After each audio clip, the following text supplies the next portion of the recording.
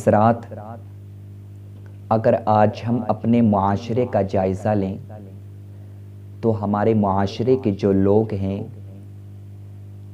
وہ اپنے رشتوں کی حفاظت نہیں کرتے ہیں، اپنے رشتوں کا لحاظ نہیں رکھتے ہیں اور چھوٹی چھوٹی باتوں پر اپنے رشتہ داروں سے ناراض ہو جاتے ہیں۔ اگر گھر میں کوئی چھوٹی سی بات ہو جاتی ہے تو جھگڑا کرنا شروع کر دیتے ہیں اور اپنے رشتوں کا لحاظ نہیں رکھتے ہیں، اپنے رشتوں کی حفاظت نہیں کرتے ہیں، کیونکہ وہ یہ بھول چکے ہیں کہ رشتوں کی اہمیت کیا ہے، رشتوں کی قدر کرنا کتنا زیادہ ضروری ہے، رشتوں کی حفاظت کرنا کتنا زیادہ امپورٹنٹ ہے، وہ بھول چکے ہیں۔ چھوٹی چھوٹی باتوں پر رشتوں کو توڑ دیتے ہیں، رشتوں کو ختم کر دیتے ہیں، حالانکہ اللہ تعالیٰ نے اپنے بندوں کو یہ حکم دیا ہے کہ میرے بندو اپنے رشتوں کی حفاظت کیا کرو، اپنے رشتوں کا لحاظ رکھا کرو۔ جیسا کہ اللہ تعالیٰ قرآن مقدس میں ارشاد فرماتا ہے وَاتَّقُوا اللَّهَ الَّذِي تَسَاءَلُونَ بِهِ وَالْأَرْحَامَ، اللہ تعالیٰ سے ڈرو جس کے نام پر مانگتے ہو، اللہ تعالیٰ سے ڈرو جس کے نام پر مانگتے ہو اور اپنے رشتوں کا لحاظ رکھو۔ تو رشتوں کا لحاظ رکھنے کا حکم اللہ تعالیٰ نے قرآن مقدس میں دیا ہے۔ اور آگے اللہ تعالیٰ ارشاد فرماتا ہے فَهَلْ عَصَيْتُمْ إِن تَوَلَّيْتُمْ أَن تُفْسِدُوا فِي الْأَرْضِ وَتُقَطِّعُوا أَرْحَامَكُمْ أُولَئِكَ الَّذِينَ لَعَنَهُمُ اللَّهُ فَأَصَمَّهُمْ وَأَعْمَى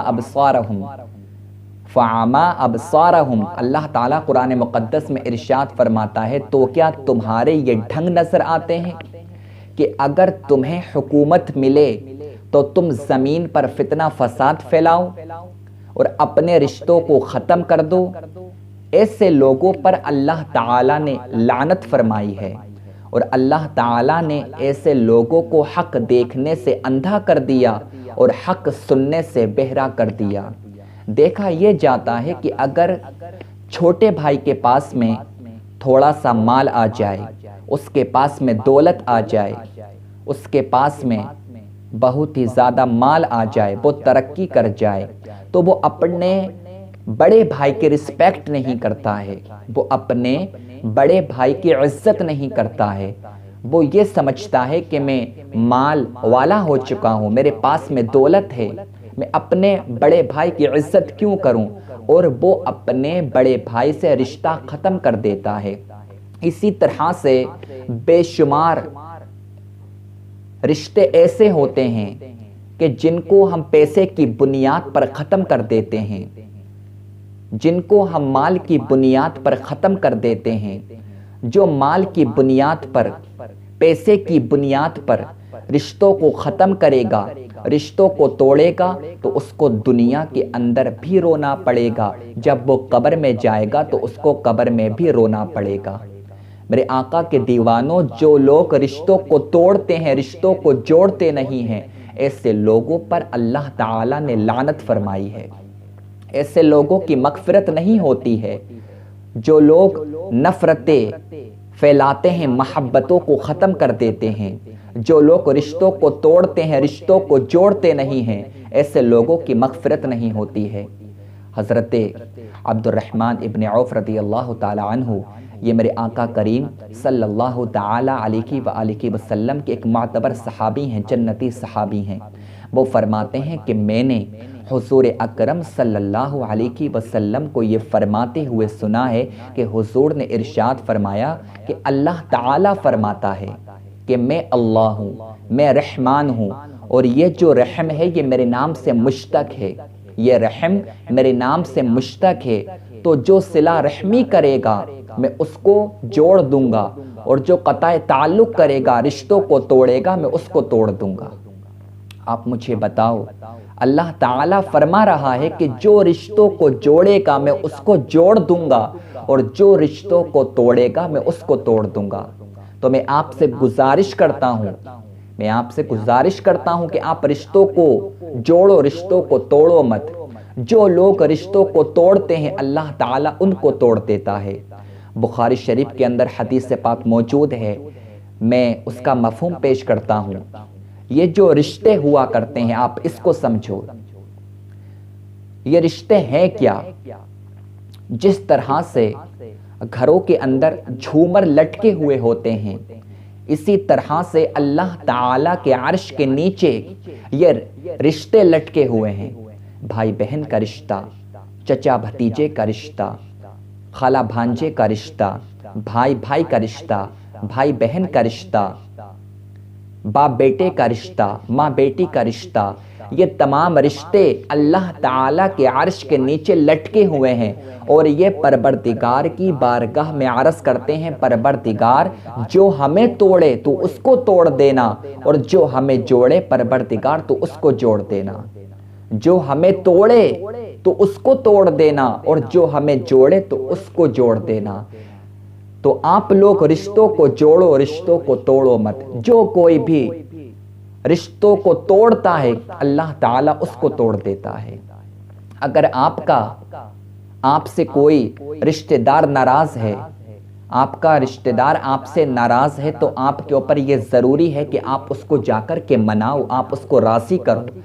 اگر غلطی آپ کے رشتہ دار کی ہے، آپ کی غلطی نہیں ہے، اس کے بعد میں بھی اگر آپ نے اس کو منایا تو آپ کو اس کا اجر دنیا کے اندر بھی ملے گا، آپ کو اس کا اجر، اس کا صلہ آپ کو قبر کے اندر بھی ملے گا۔ حضور اکرم صلی اللہ تعالی علیہ وآلہ وسلم ارشاد فرماتے ہیں کہ اگر کسی سے اس کا رشتہ دار ناراض ہے اور غلطی اس کے رشتہ دار کی ہے، اس کی غلطی نہیں ہے، غلطی اس کے رشتہ دار کی ہے، اس کی غلطی نہیں ہے، سرکار فرماتے ہیں اس کے بعد میں بھی اگر وہ اپنے رشتہ دار کو جا کر کے منائے گا، اس کو راضی کر لے گا، تو میرے سرکار فرماتے ہیں اللہ تعالیٰ اس کو بغیر حساب و کتاب کے جنت میں داخل کر دے گا۔ آپ مجھے بتاؤ ہمارے لیے یہ کتنی خوش نصیبی کی بات ہے، ہمارے لیے کتنی بڑی بات ہے کہ اگر ہم اپنے کسی رشتہ دار کو منائیں گے، کسی رشتہ دار کو راضی کر لیں گے، غلطی اگرچہ رشتہ دار کی ہے، اگر ہم نے اس کو راضی کر لیا تو اللہ تعالیٰ نے ہمارے لیے کتنا عظیم انعام رکھا ہے کہ اللہ تعالیٰ بغیر حساب و کتاب کے ہمیں جنت میں داخل کر دے گا۔ یہ بہت بڑا انعام ہے، آپ اس کو سمجھو۔ اور اگر آپ سے کوئی رشتہ دار ناراض ہے تو آپ اس کو جا کر کے مناؤ، اس کو راضی کر لو۔ اگر آپ نے ایسا کر لیا تو آپ دنیا کے اندر جب تک رہو گے آپ کے اوپر اللہ تعالیٰ کی رحمتوں کا نزول ہوتا رہے گا، کیونکہ جہاں پر رشتوں کو توڑنے والا موجود ہوتا ہے اس جگہ پر اللہ تعالیٰ کی رحمتوں کا نزول نہیں ہوتا، اللہ تعالیٰ کی رحمتوں کا نزول نہیں ہوتا جہاں پر رشتوں کو توڑنے والا موجود ہوتا ہے۔ الترغیب والترہیب کے اندر ایک روایت موجود ہے، حضرت انس ابن مالک رضی اللہ تعالیٰ عنہ روایت فرماتے ہیں، وہ فرماتے ہیں کہ حضور اکرم صلی اللہ علیہ وآلہ وسلم خطبہ دے رہے تھے، ہم تمام صحابہ موجود تھے، تو حضور اکرم صلی اللہ تعالیٰ علیہ وآلہ وسلم نے ارشاد فرمایا کہ اگر اس محفل میں کوئی شخص ایسا بیٹھا ہوا ہے جس سے اس کا رشتہ دار ناراض ہے تو وہ اس محفل سے اٹھ کر چلا جائے۔